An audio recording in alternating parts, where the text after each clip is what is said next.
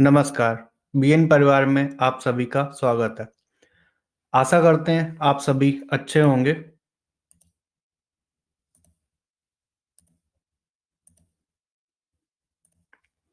क्या आप हमें सुन पा रहे हैं?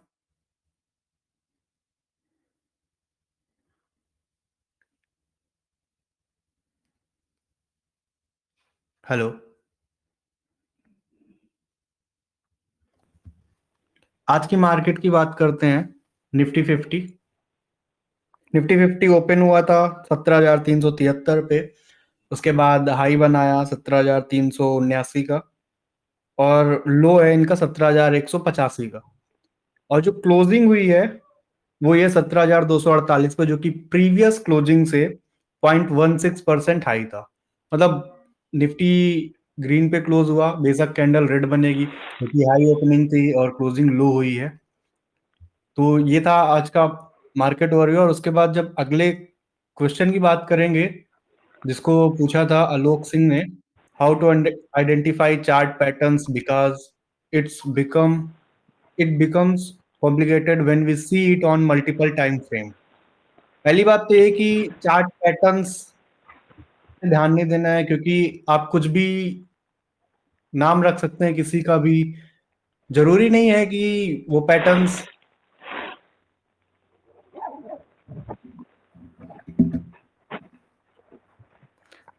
हेलो।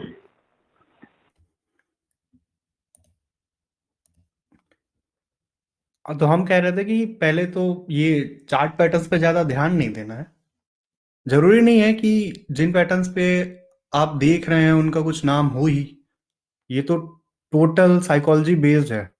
लोगों ने नाम अपने अपने अकॉर्डिंग रख रखे हैं, आप भी कुछ भी नाम रख लीजिए, आप अपने नाम का कोई भी पैटर्न बना सकते हैं। और रही बात टाइम फ्रेम की, तो ये डिपेंड करता है कि आप किस तरीके से ट्रेड करते हैं। मतलब आपको कितने परसेंट का प्रॉफिट चाहिए, किस टाइम फ्रेम में चाहिए प्रॉफिट। अब जैसे आप हो सकता है कि इंटरडे टाइप ट्रेडर हो, जिन्हें बस 2-3% चाहिए, तो आप वीकली पे नहीं देख सकते उसके लिए। क्योंकि अगर आप इंट्राडे टाइप ट्रेडर हैं और आप वीकली पे चार्ट देख रहे हो तो कोई मतलब नहीं बनेगा उसका। लेकिन आप वहीं ये भी कर सकते हैं कि आप वैल्यू इन्वेस्टर हैं और 1 मिनट का चार्ट खोल के देख रहे हैं उसमें, ये भी फायदे में नहीं आएगा। तो डिपेंड करता है कि आप कैसे काम करते हैं। अब आपके सामने 3 सिचुएशन हम दे रहे हैं। एक सिचुएशन है जिसमें कि आपने एक स्टॉक ढूंढा जिसका डेली में चार्ट अच्छा है, वीकली में चार्ट देखा वो भी अच्छा है, मंथली में चार्ट देखा वो भी अच्छा है। उसके बाद दूसरा स्टॉक आपने ढूंढा, उसका डेली में चार्ट अच्छा है, वीकली में चार्ट अच्छा है, लेकिन मंथली खराब है। तीसरा ढूंढा जिसका सिर्फ डेली अच्छा है, वीकली और मंथली खराब है। आप किसको सिलेक्ट करेंगे किसी भी टाइप की ट्रेड के लिए?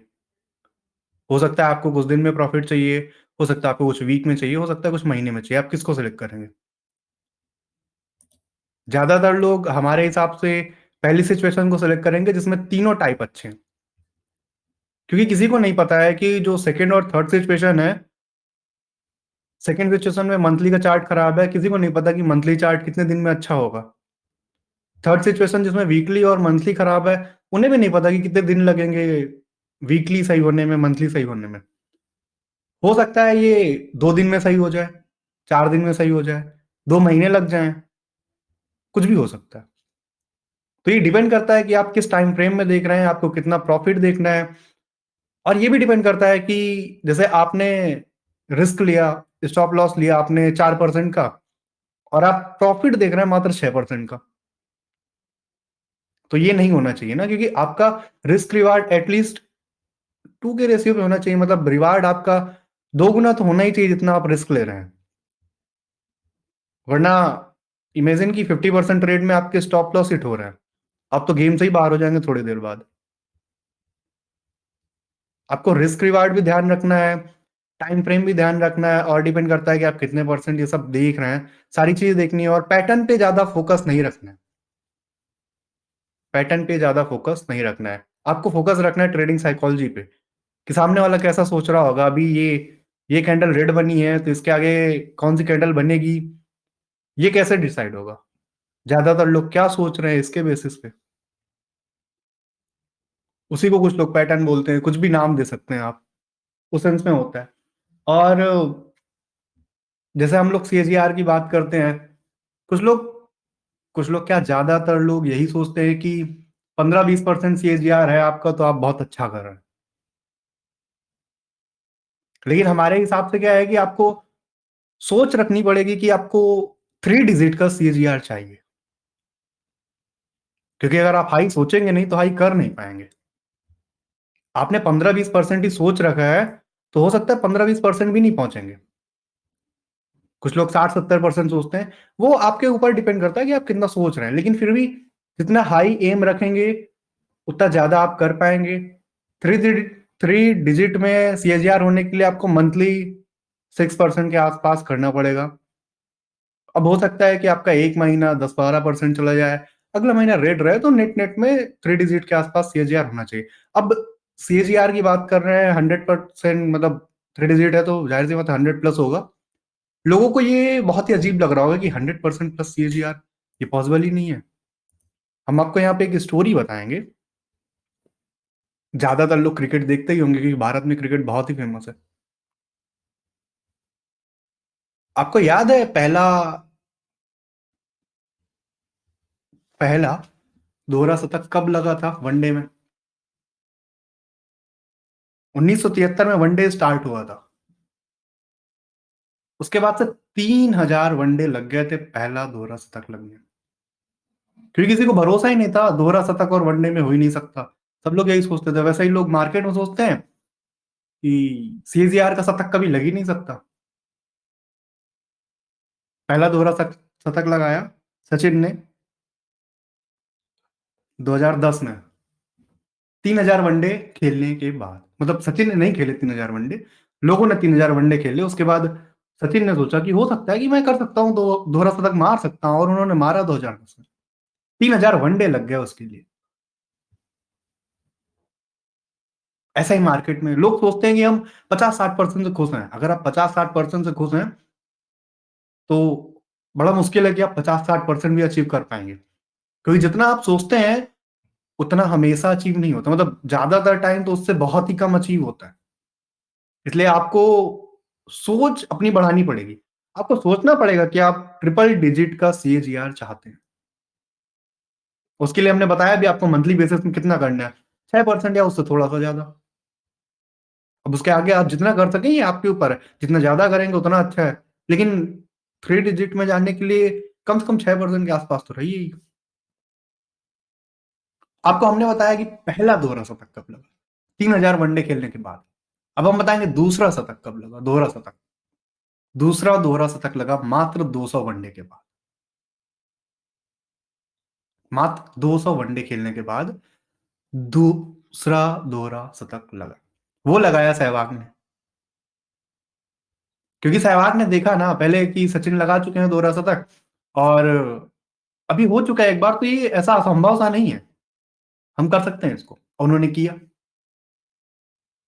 ये उन्होंने लगाया 2013 में, सॉरी 2011 में।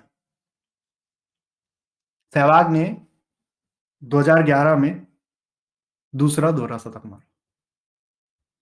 इसके बाद जब सहवाग ये दोहरा शतक मार रहे थे, उस टाइम पे रोहित शर्मा देख रहे थे उन्हें कि अच्छा ये ऐसा हो रहा है, ये इस तरीके की चीजें चल रही हैं यहाँ पे।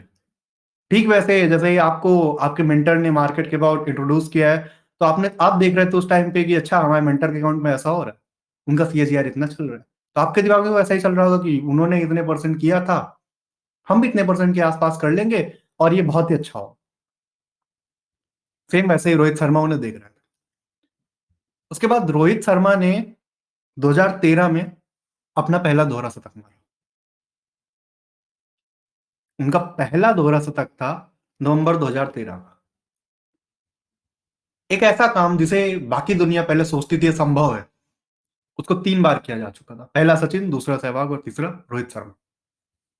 और ये तीनों काम हुए मात्र 3 साल में। सचिन ने 2010 में किया, सहवाग ने 2011 में, और रोहित शर्मा ने 2013 में।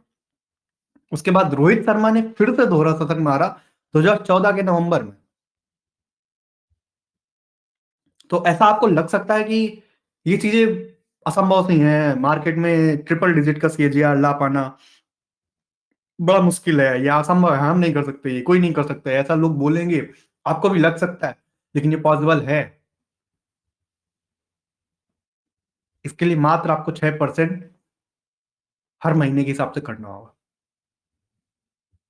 और उसके बाद जैसे रोहित शर्मा बता रहे थे, रोहित शर्मा ने तीसरा दोहरा शतक मारा 2017 दिसंबर में। मतलब रोहित शर्मा ने ही सिर्फ 4 साल के टाइम पीरियड में 3 बार दोहरा शतक मार दिया। 3 बार उन्होंने एक ऐसा काम कर दिया जिसको कुछ साल पहले तक दुनिया सोचती थी ये असंभव है। मार्केट में ट्रिपल डिजिट सीएजीआर पॉसिबल है। हो सकता है कुछ लोग करते होंगे, लेकिन वो बहुत ही कम होंगे, उनके बारे में आपने सुना भी नहीं होगा, इसलिए लोगों को लगता है कि ट्रिपल डिजिट सीएजीआर नहीं हो सकता। जब आप मतलब आपके अकाउंट में ट्रिपल डिजिट का सीएजीआर होगा, तो जो लोग आपके थ्रू मार्केट में आए हैं, या जो आपको जानते हैं, या जो आपके बैचमेट्स हैं, कुछ भी हो सकता है, वो जब वो देखेंगे कि आपने ट्रिपल डिजिट का सीएजीआर कर रखा है, तो उनको भी लगेगा ना कि वो भी कर सकते हैं। इसलिए हमेशा अपनी सोच को हाई रखें। आप हमेशा सोचें कि आप जितना आप कर सकते हैं उससे ऊपर का सोचिए। जितना ज्यादा सोचेंगे उतना अच्छे से आप उस काम को करेंगे, क्योंकि आपने सोच अच्छा रखा है। लेकिन आप अगर जितना कर सकते हैं उससे भी कम सोच के चलेंगे ना, तो आपको लगेगा ये तो मैं बहुत आसानी से कर सकता हूँ, इसके लिए मुझे ज्यादा काम करने की जरूरत नहीं है। और होगा भी वही, आप ज्यादा खास मेहनत नहीं करेंगे, जितना आपने सोचा था वो भी नहीं होगा। मार्केट में ट्रिपल डिजिट सीएजीआर पॉसिबल है। आपको उसके लिए 6% महीने करना होगा। यह आपको ध्यान रखना पड़ेगा, आपको कोशिश करनी पड़ेगी कि 6 महीने, सॉरी, हर महीने 6% के आसपास किया जा सके। मार्केट में ट्रिपल डिजिट सीएजीआर पॉसिबल। ये था आज का कॉन्सेप्चुअल पार्ट। और उसके बाद अगला क्वेश्चन जो था, tomorrow again focus on IT stock, they will out perform the market. इसका आंसर होगा कि इसके बारे में हमें खास फर्क नहीं पड़ता, क्योंकि जो हमारा प्रोसेस है हम उसे फॉलो करते हैं। जो काम हमें आता है हम वो करते हैं। अब इसके अबाउट हम ज्यादा कुछ कह नहीं सकते। और उसके बाद वो आउट परफॉर्म करेगा भी तो उससे खास फर्क नहीं पड़ता, क्योंकि हमारा फोकस इंडिविजुअल स्टॉक्स पे होता है, जो जिन पे हमारी नजर होती है, जिन पे हमने ट्रेड ले रखी होती है, जिन पे हमने ट्रेड ले रखी होती है उन पे फोकस होता है। तो ऐसा कुछ खास हम कमेंट नहीं करना चाहेंगे इस पे। और जो पहला क्वेश्चन था उसका आंसर दे दिया गया है कि पैटर्न पे खास फोकस नहीं रखना है आपको। आपको फोकस रखना पड़ेगा ट्रेडिंग साइकोलॉजी पे। ये हमारी तरफ से कॉन्सेप्चुअल पार्ट जो भी था वो किया गया। आपका अगर कोई सवाल है तो आप पूछ सकते हैं, वरना जो भी स्टॉक की बात करनी थी हमें, हम उधर शिफ्ट होते हैं। सर, ये मल्टी टाइम फ्रेम और चार्ट पैटर्न में थोड़ा सा आपको ये देखने की जरूरत है कि आप कोई पैटर्न नहीं ट्रेड कर रहे हैं। सच आप ट्रेड करते हैं, दो तरीका होता है ट्रेड करने का। एक पहला होता है ब्रेकआउट ट्रेड करते हैं आप। ब्रेकआउट ट्रेड करना, उसके नीचे क्या पैटर्न है ना, उसमें श्री कृष्ण की है ना इमेज दिखाई दे रही है आपको, या कप एंड हैंडल है, या इनवर्स हेड एंड शोल्डर है, या कुछ भी है, उससे फर्क नहीं पड़ता। आप तो सिंपली ट्रेंड लाइन ड्रॉ करके ब्रेकआउट ट्रेड कर रहे हैं, तो आपको पैटर्न से पहली बात तो लेना देना ज्यादा है नहीं। दूसरी बात, दूसरे टाइप का जो ट्रेड होता है वो होता है सपोर्ट पे खरीदना, है ना। तो सपोर्ट पे आप खरीद रहे हो तो उसमें अब ब्रेकआउट से तो वो दूर है स्टॉक, आप उसमें ब्रेक डाउन का वेट करते हो ताकि आपका ट्रेड निगेट हो जाएगा, है ना। तो वो दूसरा तरीका हो गया। उसमें भी पैटर्न से आपको लेना देना नहीं, पैटर्न तो वो सिंप्लीफिकेशन किया गया है उनके लिए, या आप ये भी कह सकते हैं कि लोगों के लिए आसान बनाने के लिए। लेकिन आखिर में जैसे कि अभी बताया गया, आपको ट्रेडिंग साइकोलॉजी समझना है कि वो जो पैटर्न बन रहा है वो कैसे वीक हैंड्स को बाहर निकाल रहा है, कैसे उन लोगों को बाहर निकाल रहा है जो पहले स्टक थे and they had a lot of pain in preceding time being in that stock. So वो कैसे क्लियर हो रहे हैं, उससे पैटर्न बनते हैं। अब वो जो कप एंड हैंडल बनता है, उसमें जो पहला कप बनता है उसका साइज ऐसा राउंडिंग बॉटम टाइप का क्यों बनता है? उसका बनता इसीलिए क्योंकि उसमें बहुत सारी सप्लाई होती है, हाई से लोग खरीदते आ रहे होते हैं उसको, नैरेटिव और ग्रेट मैनेजमेंट और लॉन्ग टर्म और पता नहीं क्या क्या सोच के। तो अब जैसे ही वो स्टॉक बॉटम आउट करके थोड़ा थोड़ा ऊपर आएगा, तो वो प्रीवियसली जो पिछले कई हफ्ते महीनों से जिन लोगों ने खरीदा है, जिनको बड़ा दुख हुआ, अभी उनकी लॉन्ग टर्म स्टोरी किनारे हो जाएगी, ग्रेट मैनेजमेंट किनारे हो जाएगा, सेक्युलर ग्रोथ स्टोरी किनारे हो जाएगी, दे विल स्टार्ट सेलिंग। उसकी वजह से वो राउंडिंग बॉटम टाइप का पैटर्न बनता है। लेकिन कुछ लोग होंगे जैसे ही वो ब्रेकआउट होने वाला होगा वहां फिर खरीद लेंगे, और उनको ज्यादा अच्छी ट्रेडिंग साइकोलॉजी समझ नहीं आती। तो अब जैसे ही थोड़ा ऊपर जाएगा, प्रीवियसली जिन लोगों ने नीचे खरीदा होगा, कई लोग रिवर्सल भी तो प्ले करते हैं, जैसे अभी हमने बोला बॉटम पे खरीदना, तो वो लोग अब प्रॉफिट बुक करेंगे, उसकी वजह से स्टॉक गिरेगा। तो जो रिसेंटली ब्रेकआउट जिन्होंने खरीदा वो भी बेचने लग जाएंगे डर के मारे, क्योंकि स्टॉक गिरेगा, उसकी वजह से हैंडल बनता है।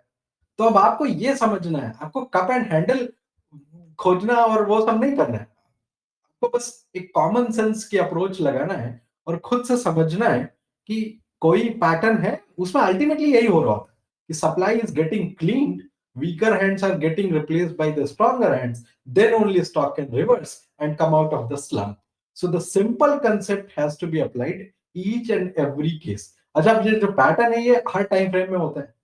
आप 1 मिनट का चार्ट देखो तब भी कोई पैटर्न दिख जाएगा। तो जैसे कि अभी बताया गया कि भाई अगर आप पोजिशनल ट्रेडर हैं, जैसे हम लोग क्या करते हैं भाई, 4 महीने, 6 महीने, साल भर ऐसा रखते हैं। तो अब ऐसा अगर रखना है आपको, 2-3 हफ्ते से लेके 4-6 महीने, साल भर तक रखना है, तो इसमें आप अगर ऐसा स्टॉक खोजते हैं जिसमें डेली में बड़ा अच्छा चार्ट है, वीकली में भी अच्छा दिख रहा है, मंथली में हो सकता है कुछ मूव के बाद वो मल्टी ब्रेकआउट दे देगा या कोई इंपॉर्टेंट रेफरेंस पॉइंट क्रॉस कर जाएगा। हमने बहुत बार रेफरेंस पॉइंट ट्रेडिंग का कंसेप्ट की बात की है। जैसे पहला रेफरेंस पॉइंट क्या है? Corona high. दूसरा रेफरेंस पॉइंट क्या है? 2018 का हाई। तीसरा रेफरेंस पॉइंट क्या हो सकता है? जैसे अगर वो फार्मा का स्टॉक है तो 2015 का हाई। ठीक है, अगर वो इंफ्रा और पावर रिलेटेड और ओल्ड इकोनॉमी टाइप का स्टॉक है तो 2008 का हाई। तो ऐसे रेफरेंस पॉइंट है, अगर उनको क्रॉस करेगा तो वो मेजर माइलस्टोन्स है। अगर उनको आप क्रॉस कर पा रहे हैं, वैसा स्टॉक उस सेगमेंट से आता है, इसका मतलब है कि fundamentally something has changed and market really loves it. अब ये अगर हो रहा है तो वो आपको अगर ट्रेड करना है तो उसमें भी आपको छोटे टाइम फ्रेम में देखना है एंट्री के लिए, मीडियम टाइम फ्रेम में देखना है ताकि, क्योंकि आप मीडियम टर्म का ट्रेड ले रहे हैं, और लॉन्ग टर्म में अगर वो अच्छा दिख जाए और तो फिर उसमें हो सकता है आपको मल्टी बैगर मिल जाए। तो वो चीजें हैं। तो जैसे अभी बताया कि आपका क्या तरीका है, आप किस प्रॉफिट के लिए काम कर रहे हैं, 2 दिन, 3 दिन, 1 दिन, 2 घंटे, 2 महीने, 2 साल, उस पर निर्भर करता है कि आपको क्या देखना है। कॉम्प्लिकेशन कहीं नहीं होती मार्केट में, आप ये बात समझ लीजिए। कॉम्प्लिकेशन लाइफ में नहीं है, कॉम्प्लिकेशन आपके करियर में नहीं है, कॉम्प्लिकेशन मार्केट में नहीं है, कॉम्प्लिकेशन आपके और हमारे दिमाग में है। उसको हमको डील करना है, उस कॉम्प्लिकेशन को हमको निकालना है। Simplicity is the ultimate sophistication. लेकिन वो इतना कठिन है कि ज्यादातर लोग कॉम्प्लेक्सिटी की तरफ अट्रैक्ट हो जाते हैं कि कोई हमको कठिन सा पैटर्न बता दें, है ना, वो पता नहीं, too many things and indicators बता दे कोई, वो जो होली ग्रेल है उससे काम चल जाए। नहीं, the more simple things you keep, the more focused you will be, the easier will be the decisions that you have to execute in particular situation, and far better your outcome will be. So the idea is to simplify things, remove things rather than adding. Add करने वाले तो बहुत हैं, बहुत सी किताबें हैं, बहुत से यूट्यूब हैं, बहुत से ट्विटर और टेलीग्राम वाले लोग हैं, वो दिन भर आपको कुछ ना कुछ बताएंगे, दिस दैट, वो स्ट्रेटजी, 3 ये मिला दो और पता नहीं क्या क्या मिला दो। सो द पॉइंट इज कि आपको थोड़ा चीजें सिंपल करना है। और देखिए, आखिर में अगर आप पैसे बना रहे हैं ना, तो कुछ अंतर नहीं पड़ता आपको क्या पैटर्न आता है, नहीं आता है, क्या नहीं आता है। जैसे हम पहले ही बता चुके हैं, हमारा जो बैकग्राउंड आता है, we come from school of thought of value investing, that is how we started in the market, but then we moved on. A year ago we hardly knew, most of the technical stuff. We had no idea because we didn't believe that it could add any value as such. But in last 1.5 years we have learned a lot many things. Of course we still don't use them because they make things complex and we want to simplify things, but at least we understand कि अच्छा ये concept क्या है और वो कैसे काम करता है. देखिए एक और चीज है, जैसे बहुत से लोग ये एक चीज पे बड़ा भरोसा रखते हैं, मॉडलिंग पे ना, ये मॉडल और इसका ये आउटपुट और ऐसा हो सकता है, और वो बढ़िया बड़ी बड़ी हेडलाइन बन जाएंगी. जैसे आपको याद होगा कोरोना आया तो उसके बाद वो पता नहीं कौन लक्ष्मी नारायण और something, you know, he isn't some he is some PhD, तो PhD can prefix doctor in their name. This is what he did. और उसके बाद he was paraded as some expert on coronavirus in Indian media, and he was saying कि millions of people will die, and some 200-300 millions people will get the COVID and whatnot. So this he was saying based on some model that he prepared, mathematical model. अब समस्या है कि ज्यादातर लोग को तो उतना कॉम्प्लेक्सिटी आता नहीं है समझ में, उन्होंने लाइफ में चीजें देखा नहीं है, जरूरत नहीं पड़ी उनको. लेकिन जिसको थोड़ा बहुत आइडिया है मैथमेटिकल मॉडलिंग का, सिमुलेशन का, यू विल नो कि जरा सा वो जो मॉडल्स होते हैं they are very sensitive to the variables, और क्या आपने एग्जैक्टली मॉडल बनाया वो अपने आप पे भी डिपेंड करता है. तो पहली बात तो मॉडल, दूसरे वेरिएबल्स. आप वेरिएबल थोड़ा सा चेंज कर दो, लेकिन things are connected in such a way inside the model कि the outcome will be vastly different. तो जैसे आप अगर कोरोना को मॉडल कर रहे हो तो उसमें क्या होगा, जैसे एक तो नंबर होगा आर नॉट. आर नॉट क्या होता है, जैसे एक अगर कोरोना का पेशेंट है तो उससे ऑन एन एवरेज कितने और लोगों को कोरोना होगा. तो अगर आर नॉट आपने अगर मान लीजिए एक से कम मान लिया तो इसका मतलब ये कि वो खत्म हो जाएगी बीमारी. एक से ऊपर है तो इसका मतलब है कि बीमारी रहेगी, और जितना ज्यादा उतनी तेजी फैलेगी. तो मानिए कोई आदमी मानता है 5 और कोई आदमी मानता है 3 आर नॉट, क्योंकि आपके पास डेटा तो है नहीं, आप तो बस मान रहे हो. तो 3 और 5 में आपको लगेगा इसमें ज्यादा कोई डिफरेंस नहीं है. लेकिन अगर आप वो 140 करोड़ की पॉपुलेशन के ऊपर लगाओगे ना 3 और 5 में, तो जो नंबर दिखेगी ना वास्टली डिफरेंट होगी. मतलब आप समझ लो ऑर्डर ऑफ मैग्नीट्यूड में डिफरेंस डिफरेंस दिखेगा. हो सकता है 10 गुना का डिफरेंस आपको दिख जाए depending on the exact model that you are using. तो थोड़ा बहुत इसीलिए आपको चीजें पता होना चाहिए, बेसिक्स पता होना चाहिए, फर्स्ट प्रिंसिपल्स पता होना चाहिए चीजों के, ताकि आप अपने आप से सोच पाए चीजों के बारे में, ना कि कोई मीडिया वाला आपको बता रहा है. बाय द वे ये जो सबसे डम्बेस्ट लोग होते हैं career wise, वो मीडिया में जाते हैं, ठीक है. So that is what it is. So you don't really need to take any of the media people seriously. Nobody who could have something better in life would go into media and all of that stupid stuff. So anyway, so the point is कि आपको चीजें simple रखना है, एकदम आसानी से चीजें देखना है, समझना है. That was one. Then second part about this triple digit CAGR. तो देखिए आप एक बात समझ लीजिए, अगर कोई चीज आप सोच ही नहीं पा रहे हैं, जिसके बारे में आप सोच ही नहीं पा रहे हैं, वो आप कभी पा नहीं सकते.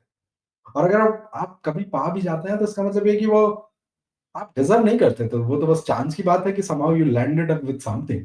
लेकिन अगर आप किसी चीज के लिए कोशिश कर रहे हैं, मतलब कभी आपने पहले सोचा है ना, फिर आपने उसके बारे में थोड़ा रियलिस्टिक होकर सोचा कि ये कैसे कर सकते हैं, किसी ने किया है क्या, तो वो एक मेंटल बैरियर है वो पार करना. तो जैसे सचिन ने पहला डबल सेंचुरी लगाया 2010 में साउथ अफ्रीका के खिलाफ. So that was the crossing the mental barrier that it is not possible to hit the double century in the ODIs. This is what he did. And then Sehwag did again. Then Rohit Sharma did, Martin Guptill is another guy who did it. Probably one more, Chris Gale. Okay, so total there are probably only 6, players who did it. And 3 are from India only. Okay, so that is how it is. So ये mental barrier cross करना है, हमें भी यहाँ वही करना है कि ट्रिपल डिजिट CAGR पॉसिबल है. ये आप हम यहीं करके दिखाएंगे, अपने पोर्टफोलियो में करेंगे, और बाकी लोग जो कोशिश कर रहे हैं शायद वहां नहीं पहुंच पा रहे हैं, उनके लिए प्रेरणा बनेंगे, उनके प्रश्नों का जवाब देंगे, उनको सहायता करेंगे कि वो भी कैसे कर पाए. ये हम सबकी जिम्मेदारी है और हम सब करेंगे ये, ठीक है. ये कोई बड़ा कोई वैसा नहीं है कि you need some sort of sheer brilliance of 180 IQ or something. Nothing like that. All you need is belief that you can do it, and a process that can give you the steps how to do it. So first you need to have the belief. If there is no belief, कितना भी अच्छा process मिल जाए, it won't really count for anything. So पहली बात तो belief चाहिए, दूसरा आपको वो रेगुलरली डिसिप्लिन के साथ चीजें करना है. तो ये आपको समझना है. Triple digit CAGR is what we are aiming for, and we'll do it. You will do it, we'll do it, we all will together do it. Okay, so now he'll go ahead with the stock ideas that he has to talk today.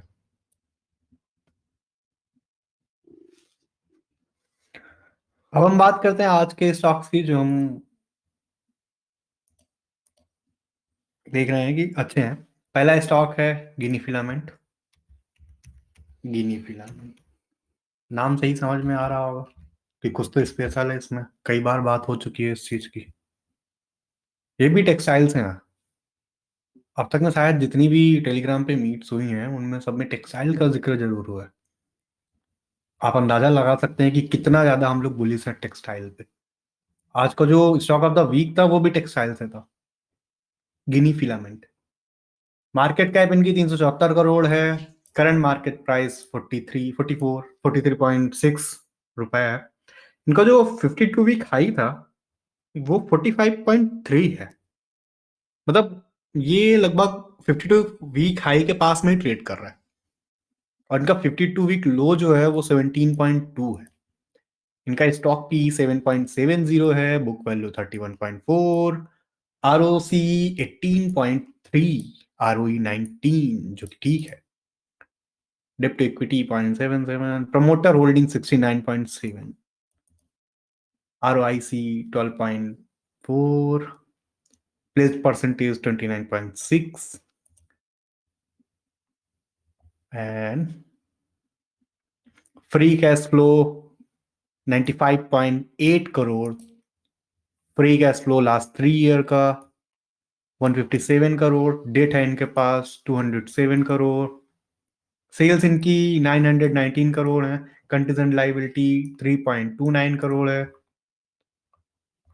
And company ने date reduce किया है और पिछले 5 साल का इनके profit growth का CAGR 53.74% था। पेयर कंपेरिजन इसमें तो बहुत से स्टॉक वो मिलेंगे जिनकी बात हम लोग पहले कर चुके हैं।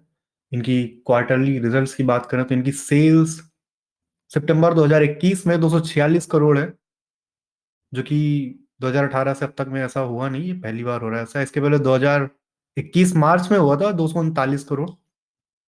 और इनका ऑपरेटिंग प्रॉफिट अभी 26 करोड़ के पास में है। मार्च 2021 में 33 हुआ करता था। और इनका ओपीएम 4% हुआ करता था दिसंबर 2018 में, और अभी ये 10% के पास में है। बीच में ये 15 तक गया था, 14-15 2020 जून और सितंबर के आसपास। और इंटरेस्ट 5 करोड़ के आसपास है। प्रॉफिट बिफोर टैक्स 22 करोड़, सितंबर 2021 का 22 करोड़ है। इसके पहले 2018 में निगेटिव में हुआ करते थे। नेट प्रॉफिट दिसंबर 2018 में निगेटिव हुआ करता था और अभी ये 15 करोड़ के पास में है। और इनका ईपीएस जो स्टार्टिंग में 2018 के दिसंबर और मार्च 2019 में निगेटिव था, वो अब बढ़कर के 1.79 रुपए तक पहुंच चुका है।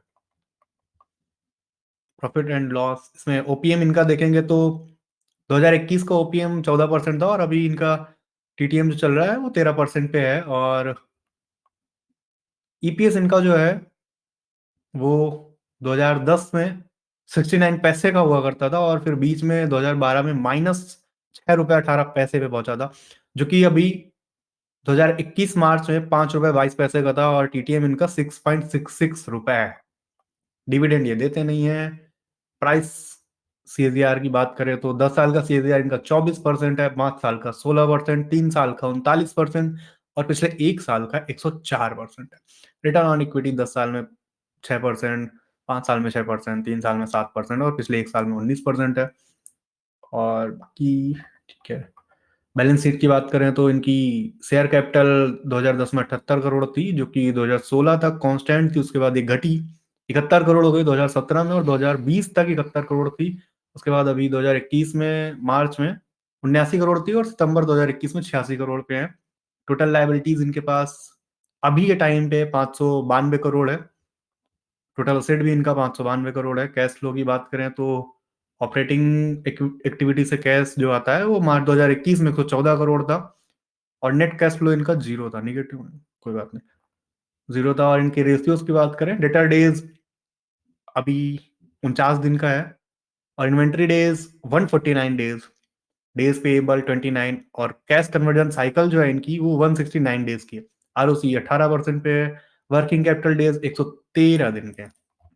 शेयर होल्डिंग पैटर्न जैसे ऊपर बताया गया, प्रमोटर होल्डिंग 61.99% है, पब्लिक के पास 37.98% है, जिसमें से समीर जितेंद्र के पास पहले हुआ करती थी स्टेक, अब उनके पास नहीं है। ये था गिनी फिलामेंट। अब इसके चार्ट की बात करते हैं। गिनी फिलामेंट्स आज ये लगभग 16% अप थे, और फ्लैट लाइन ब्रेकआउट जैसी संभावना बन चुकी है, वॉल्यूम ने कंफर्म भी कर दिया है। अब वॉल्यूम देखिए, इतना हैवी वॉल्यूम पिछले मुझे हमें नहीं लगता कि पूरे 2021 में देखने को मिला, नहीं मिला। आप देखिए, और इसके बाद वीकली चार्ट की बात करते हैं, तो वीकली चार्ट भी ठीक है। मंथली पे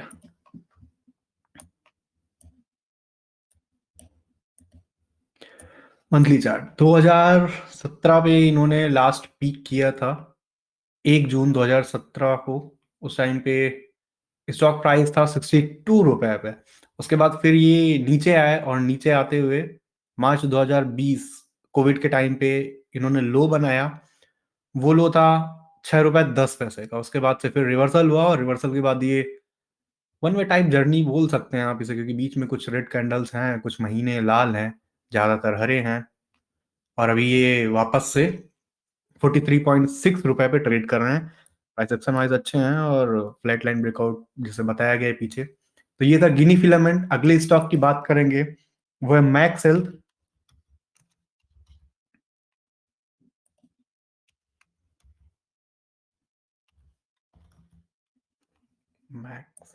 मैक्स हेल्थ की साथ में आप वैसे उसे भी देख सकते हैं, फोर्टिस, क्योंकि दोनों हेल्थ सेक्टर से ही आते हैं। मैक्स हेल्थ 38,000 करोड़ की कंपनी है, मार्केट कैप इनका 38,000 करोड़ है। करंट मार्केट प्राइस इनका जो है 393 रुपी। स्टॉक पी 190, मतलब वैल्यू इन्वेस्टर तो दूर से ही प्रणाम करके निकल लेंगे इनको। बुक वैल्यू 63 रुपए पे है। इनका 52 वीक हाई था 473, और 52 वीक लो था 128। ROC 3.55, ROE 1.45। प्रमोटर होल्डिंग 60.9, 61% बोल सकते हैं आप। और working capital days 35.3, working capital 727 crore. Free cash flow 179 crore का है। 3 साल का फ्री कैश फ्लो इनका जो है वो 84.5 करोड़ है। डेट इनके पास 445 करोड़ का है। सेल्स 1627 करोड़ की हैं।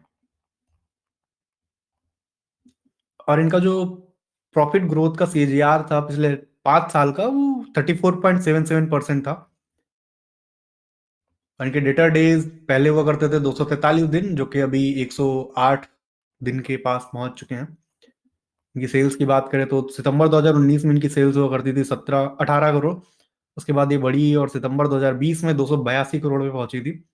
उसके बाद फिर जून 2021 में 500 करोड़, और अभी सितंबर 2021 में 450 करोड़ पे हैं। और ऑपरेटिंग प्रॉफिट 2019 में जो 7 करोड़ हुआ करता था सितंबर 2019 में, फिर बीच में ये सितंबर 2020 में 52 करोड़ पे थे, और अभी ये 104 करोड़ पे हैं। इनका ओपीएम सितंबर 2019 में 41% था, मार्च 2020 में -156% था, जो कि अभी सितंबर 2021 में 23% पे है। और प्रॉफिट बिफोर टैक्स इनका सितंबर 2019 में 5 करोड़ हुआ करता था, जून 2020 में -227 करोड़ था, और अभी 96 करोड़ है। इनका ईपीएस अभी 76 पैसे 0.76 रुपए है। और इनका ओपीएम टीटीटी में, मतलब 2021 मार्च पे 16% था, और टीटीटी इनका टीटीएम 21% है। इनका ईपीएस टीटीएम में 2.09 है, मतलब 2 रुपए 9 पैसे। अगेन स्टॉक प्राइस सीएजीआर इनका 1 साल में 183% है। और कंपाउंडेड प्रॉफिट ग्रोथ 5 साल में 35%, 3 साल में 63%, और टीटीएम इनका है 3894%। बैलेंस शीट की बात करें, शेयर कैपिटल 2015 में थी 489 करोड़, फिर ये 533 करोड़ आई 2016 में।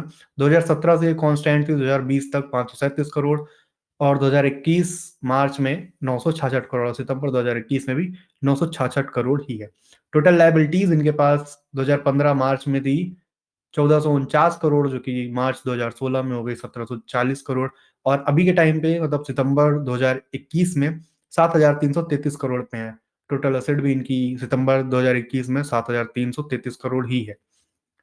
कैश फ्लो की बात करें तो इनका नेट कैश फ्लो 2015 मार्च में 15 करोड़ था, और अभी वो 532 करोड़ है, जो कि मार्च 2020 में -240 था।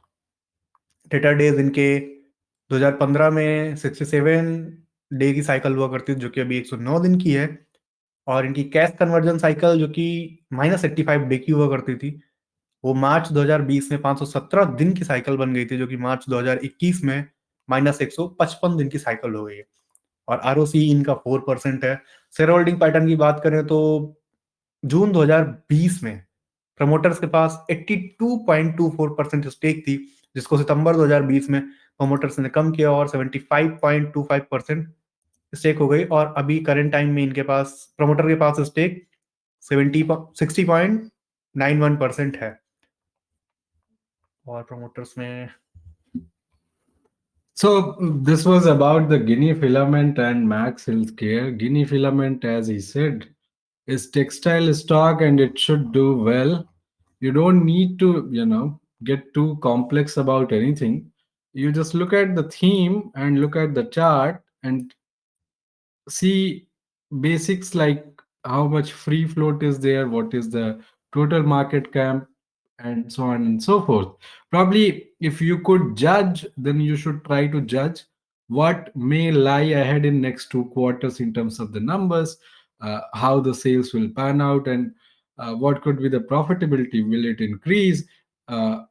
As compared to the base quarter or not. So these are the things that you should focus on. And then the Max Healthcare is healthcare, as the name suggests, but it is hospital stock, right? Max uh, Hospital, very famous hospitals, they run the chain of it. और Fortis भी अच्छा दिख रहा है, और ये भी अच्छा दिख रहा है। बाकी हॉस्पिटल्स में एस्टर डीएम का चार्ट अभी देखा था, it is neither that good or nothing, special as such. So probably it will take some more time before it does anything. For now, it is in, in no man's land. So you can ignore the Aster DM for now. Fortis and Max Health are looking nice. And then we have another stock जिसकी हम पहले बात कर चुके हैं. I'll talk it again. KDDL. Okay. So KDDL, जैसे हम पहले बता चुके हैं कि KDDL जो है हैंड डायल बनाती है, घड़ी में जो आपके लगती है ना, तो watch hands, dials, precision component जो यूज होते हैं वो बनाते हैं. अब ये कंपनी बड़ी, मतलब 1200 करोड़ का मार्केट कैप है, 200 से करीब 1000 के करीब, हाई लो है, 52 वीक हाई, मतलब आप कह सकते हैं 5x हो गया है. पी वगैरह देखना नहीं है, बट 50 के अराउंड है. Value investors will just hate it. Dividend थोड़ा बहुत देते हैं, प्रॉब्ली यील्ड बहुत कम हो गई क्योंकि वो 5 गुना हो गया stock, that is why. Promoter holding कुछ बहुत ज्यादा नहीं है, बट 47% है, तो इट इज डिसेंट. लेकिन 10 साल का पीई भी इनका 23-24 के आसपास है. इसका मतलब क्या है कि ये कंपनी हमेशा हाई पीई पे ट्रेड करती रही. अब ठीक है, अभी जो है 49 है, almost double of the last 10 year average है, but you can still see कि ये जो है पहले भी हाई पीई पे ट्रेड करता था. इसका मतलब ये कि जनरली बड़े स्ट्रॉन्ग हैंड्स के पास ये स्टॉक रहा है. अभी देखेंगे तो कंटिजेंट लाइबिलिटी कुछ खास नहीं है, 40 crore, so that is fine, not a big deal as such. इनके पास लोन है अच्छा खासा, डेट टू इक्विटी इसलिए 1.15 है, इसीलिए इंटरेस्ट कवरेज 2.59 है ना. तो इंटरेस्ट कवरेज कवरेज क्या होता है कि आप जो ऑपरेटिंग प्रॉफिट जो कमा रहे हैं और उसमें आप कितना इंटरेस्ट पे कर रहे हैं. तो मतलब अगर इनको ये 2 करोड़ 60 लाख रुपए कमाते हैं तो 1 करोड़ रुपए इनको इंटरेस्ट पे करना है ना. तो that is what interest coverage as a ratio means. और ये जो इसमें F I I, D I आई और प्रोमोटर्स की स्टेक हटा दें तो जो स्टेक बचती है वो सिर्फ 24% बचती है. अभी हम उसकी बात करेंगे कि उस 24% में भी क्या स्ट्रॉन्ग हैंड है, क्या पॉसिबली है. सो अभी हम देखेंगे उनको. लेकिन 47% सिर्फ प्रोमोटर होल्डिंग है, ऐसा कह के आप स्टॉक को दुत्कारे नहीं कि वो चलेगा नहीं, क्योंकि आपको जो देखना है वो देखना है कि ट्रेडेबल फ्री फ्लोट, ठीक है, वो देखना है आपको. तो वो ऑलरेडी 24% है जो पब्लिक में क्लासिफाइड है. अब सवाल ये है कि वो 24% के भी अंदर कितने लोग हैं जो बड़े हाथ है. खैर, तो प्रमोटर में जो वो बता दिया ऑलरेडी. एफ आई आईज में अगर देखेंगे तो कुछ बड़े नाम आपको दिखेंगे, जुपिटर इंडिया वगैरह वगैरह. So they are some big names and they have taken DIIs, if you look at DIIs, if you look at, they are, there again with 9% stake. Public में अगर आप देखें तो आशा Mukul Agarwal, probably she is wife of Mukul Agrawal, famous value investor. उनके पास 3.77% stake है. So what you're left with is 20%. KDDL today broke out. It is looking absolutely stunning. The chart is like, you couldn't ask for anything better. But ये हवा में है. So be careful with what you exactly trade for. लेकिन 2018 का जो high था वो 600 रुपए के आसपास में था, वहीं से भी ब्रेकआउट हुआ है. तो मतलब आप ये नहीं कहेंगे कि बहुत ज्यादा कुछ ऐसा हो गया कि अब यहाँ से पॉसिबिलिटी नहीं है. So that's it. You had 3 new stocks today. 3 stock थे जिनके बारे में बात की गई. हम फिर से नाम रिपीट कर देते हैं. पहला स्टॉक था यूनिफिलामेंट, दूसरा था मैक्स हेल्थ और तीसरा था केडीडीएल. इसी के साथ हम इस चैट को बंद करते हैं. धन्यवाद अपना टाइम देने के लिए. मिलते हैं कल शाम को फिर से 9:30 बजे. Thank you.